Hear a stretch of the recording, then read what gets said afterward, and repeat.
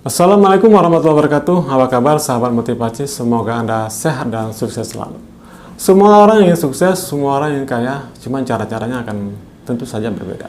Dan kita tidak boleh membanding-bandingkan antara satu cara dengan cara yang lain. Antara orang kaya dengan cara begini, orang kaya dengan cara begini. Dan semua orang memiliki cara-cara sendiri untuk menjadi kaya dan sukses. Ada sebuah kisah seorang istri yang sangat berambisi sekali untuk sukses. Jadi ini merupakan pasangan muda yang mereka baru memiliki 2 orang anak, yang anak itu masih kecil. Anak yang paling besar sekitar umur 6 tahun, yang kecil sekitar 2 tahun. Dan wanita ini sangat berambisi sekali untuk sukses. Karena dia melihat abang angkatnya itu sangat sukses sekali dalam bisnisnya, kaya, dia punya rumah yang besar, mempunyai tanah, mempunyai beberapa ruko, mempunyai mobil yang banyak, dan dia sangat berambisi sekali agar suaminya sukses seperti abang angkatnya. Sementara suaminya ini orangnya sangat pendiam sekali, sangat penurut sekali, dan sangat patuh sekali pada istrinya. Dan dia merupakan suami yang baik. Jadi pada satu hari, suaminya ini datang ke saya. Suami saya datang untuk suatu sesi konsultasi. Jadi suaminya itu menggunakan masker datang ke saya. Saya bingung, waktu itu kan belum zaman corona, belum masa-masa corona, waktu itu masih biasa-biasa saja ya. Saya heran, kenapa kamu menggunakan masker? Ada apa masalah kamu? Saya bilang. Kemudian dia membuka maskernya dan saya lihat mukanya penuh cakaran yang banyak sekali, luka-luka di mukanya. Saya tanya, kenapa muka kamu? Apa kamu mencakar diri kamu sendiri? Dia bilang, tidak, saya dicakar oleh istri saya. Istri saya cakar, istri saya kalau udah marah-marah dia akan mencakar muka saya. Kenapa istri kamu begitu marah pada kamu, pernah benci pada kamu? Saya tidak tahu ya. Saya tidak tahu, tapi istri saya seperti itu. Istri saya selalu marah-marah pada saya, selalu marah-marah. Setiap hari istri saya marah-marah pada saya. Dan istri saya sekarang sering memukul saya, sering maki-maki saya, dan kalau sudah marah-marah dia akan mencakar-cakar muka saya. Dan saya harus rela muka saya dicakar. Kalau nggak dia akan nggak berhenti itu marah pada saya. Nah seperti itu, seperti ada kelainan jiwa mungkin ya. Jadi satu hari saya datang ke rumah pasangan ini, ke rumah bapak ini. Saya bertemu dengan istrinya, saya bertemu dengan bapak ini di rumah dia, dan saya bercerita, dan saya lihat bahwa istrinya ini memang sangat berambisi untuk kaya. Dia selalu mengatakan, bercerita tentang kekayaan, dan kesuksesan, dan dia selalu membandingkan suaminya ini dengan abang angkatnya itu yang sukses dan kaya. Sementara suaminya ini sepertinya belum bisa mencapai ke sana. Padahal mereka ini orang-orang yang luar biasa. Suaminya adalah seorang lulusan dari universitas sangat terkenal di Yogyakarta ya, jurusan teknik sipil, dan dia komlot. Istrinya juga sama, lulusan dari sebuah universitas yang sangat terkenal di Yogyakarta dan komlot juga. Jadi luar biasa, sama-sama pandai dan sangat luar biasa sekali. Dan ambisi untuk kaya ini memang kadang-kadang mempengaruhi manusia untuk melakukan apa saja, dan manusia itu begitu bernafsu, begitu bergebu-gebu untuk kaya. Jadi suaminya ini memang terlalu diatur oleh istrinya. Jadi suaminya ini bekerja di perusahaan konstruksi, dia bekerja, kemudian gajinya itu kurang, misalnya agak kecil ya.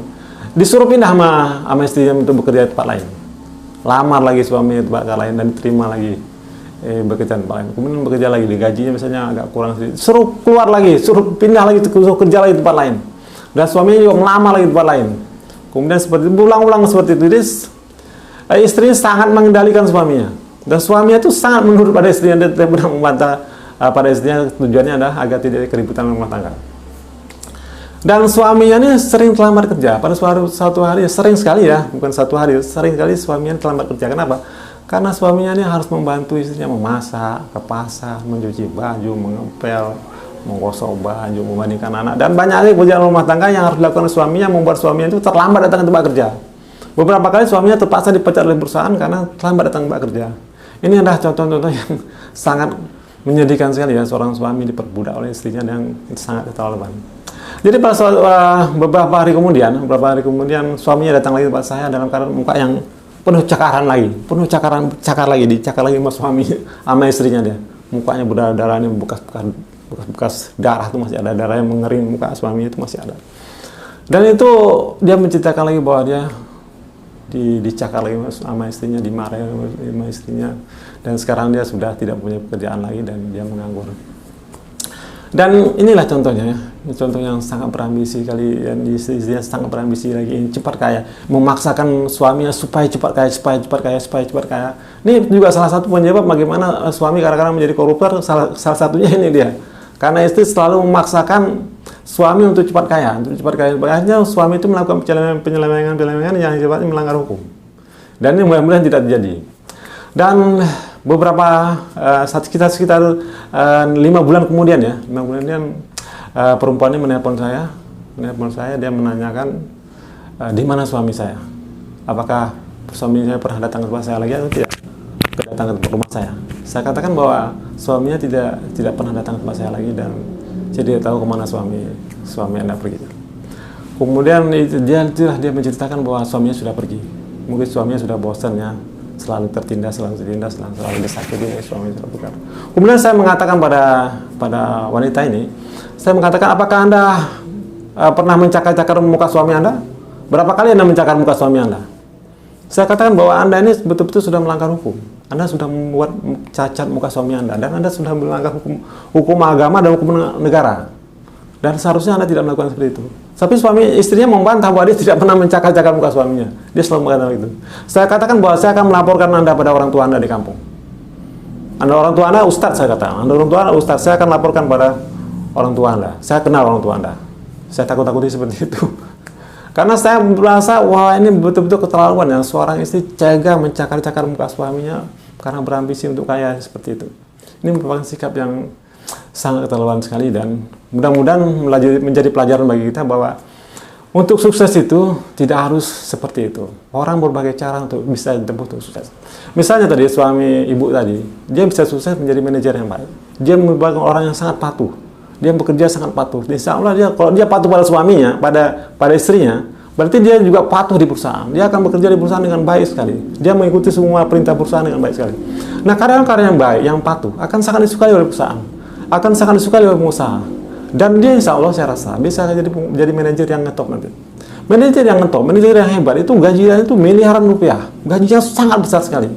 Dan manajer-manajer yang baik ini sangat menjadi tulang punggung dari sebuah perusahaan. Dan pengusaha sangat suka itu. Dan mereka mau membayar mahal manajer-manajer yang top. Dan dengan cara begitu, mereka akan bisa kaya nanti. Manajer-manajer yang top ini pasti kaya. Coba lihat.